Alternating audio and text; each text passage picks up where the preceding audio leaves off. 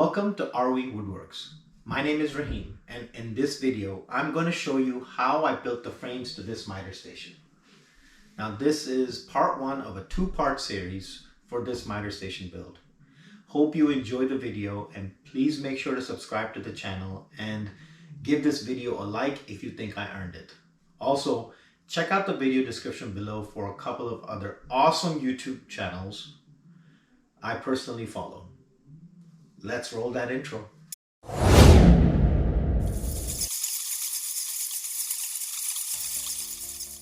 To get started on this project, I learned from Drew over at Fisher's shop, link to his channel below, and waited till my neighbor was sleeping to break into his garage and grab all the 2x4s needed to build my project. Thanks, Drew. But seriously, I used about 13 2x4s and rough cut them outside with my circular saw before bringing them in. Next, I put on some ear protection as I want to be able to hear my wife yelling at me till I grow old and gray, and started cutting the rounded edges off the 2x4s. Wait, she's not gonna like that joke. Oh well. Anyhow, this is not a required step, but I like to fancy up the boards to get a nice clean finished look. With a straight edge on one side, I proceeded to do the same on the other, and dialing in the fence to get my final width of 3 inches. Also, since this is 2x4s, I was pretty picky picking out the boards. Boy, say that 3 times fast. But still, I made sure to check and remove any pins down the length of the board, and especially at the ends where the big box stores like to use to add barcodes. Don't want to break any teeth on that table saw. That dental insurance is no joke. With the sides nice and flush, it was time to start working on the faces of the boards. I sent all the boards through the planer to get a nice clean flat surface. Once I had one side completed, I flipped each board and ran it through the planer again, this time dialing in the thickness to 1.5 inches. Boy, I'm surprised I didn't get dizzy doing this. Alright, next step was to cut these boards to their final length. Wait just a minute. Look at that sawdust. It's not that I forgot to connect the dust collector. Rather, this is the exact reason why we shouldn't constantly move heavy tools around. I broke the dust collector attachment. Not to worry, our friend Travis at Shop Nation custom builds a better dust collection attachment, which I've ordered and can't wait to try it out. I'll leave a link to his channel in the description below, another really cool channel to check out. I will make sure to do a review once I have the dust collector attachment installed. Anyhow, could really use a stop block right about now, but because these are slightly longer cuts, I plowed through using my measuring tape, measuring multiple times before cutting the boards to length.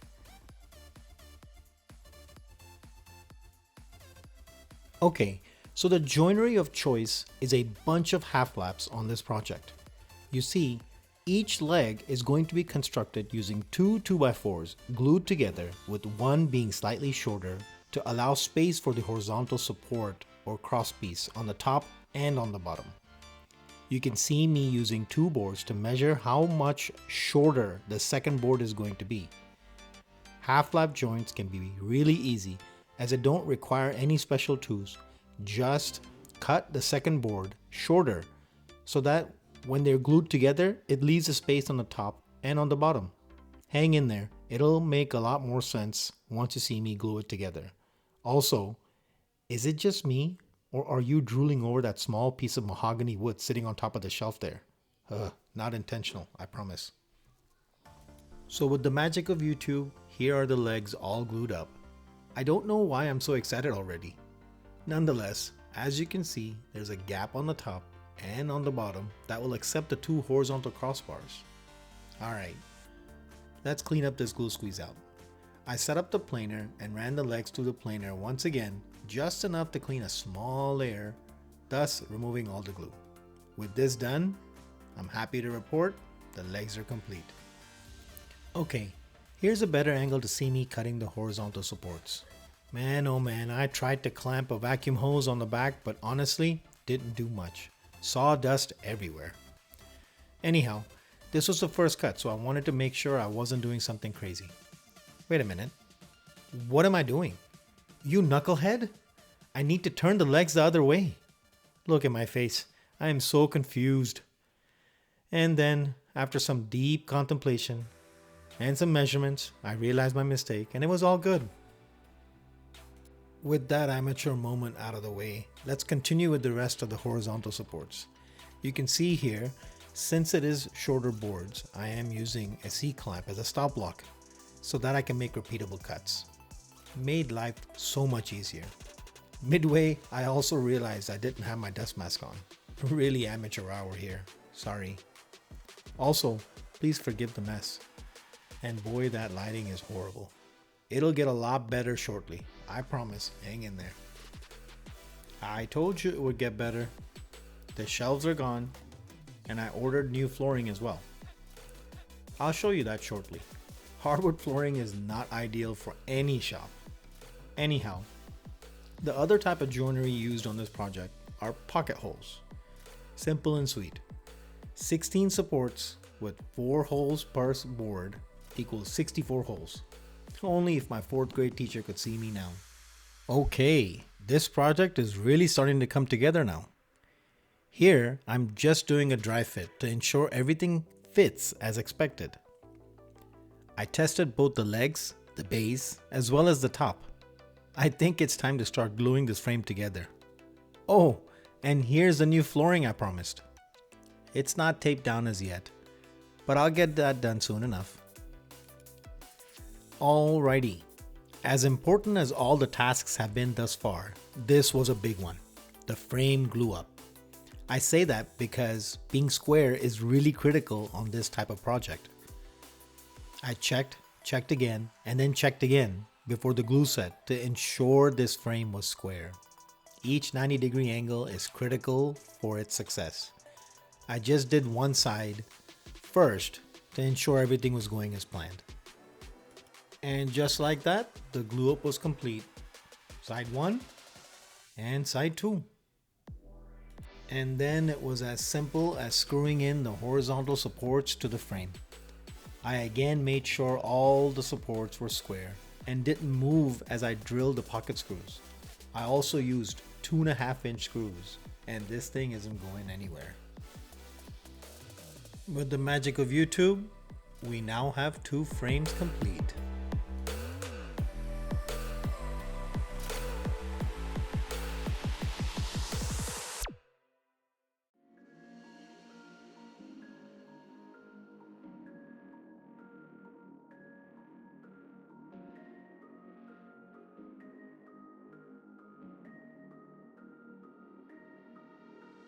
With the frames complete, it was time to start prepping the workpiece to accept paint. I moved the frame back onto the bench and started rounding over the edges with a trim router and a 1/8 inch bit.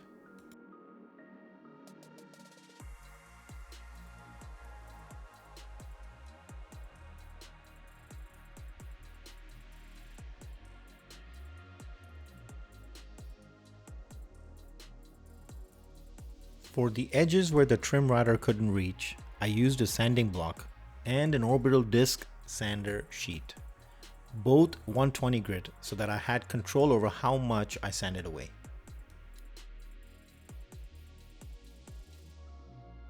Then I used a wood filler to fill all the imperfections and the screw holes.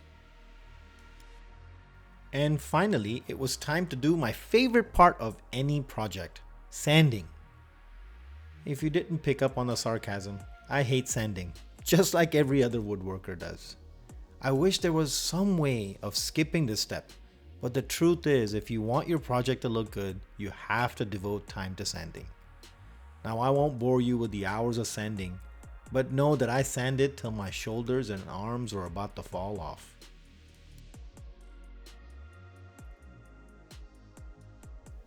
Okay, that's enough sanding footage. Worse than sanding is watching someone sand. Anyhow, once that was complete, I cleaned up the entire room and ran the air filter for a few hours to ensure all the dust was cleared. Once I felt the air was clean, I rolled out the plastic and started to paint the primer. Now, I am not sure how many people know this, but when you're painting a dark color, you should always use a black primer. You would be surprised how many people think I'm crazy when I say this, but it really works. You'll see shortly when I put the paint on the frame.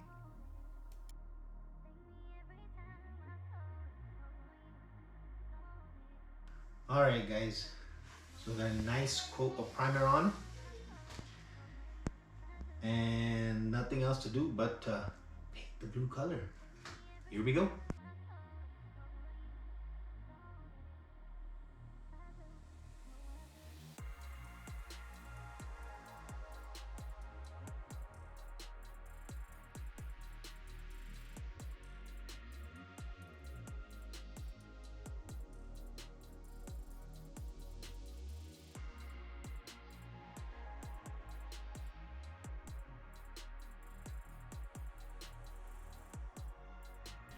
With the 2 coats of paint on the frames, I flipped the frames over and added the leveling feet. And I can finally call the frames complete. Take a look. Leave a comment below and let me know what you think.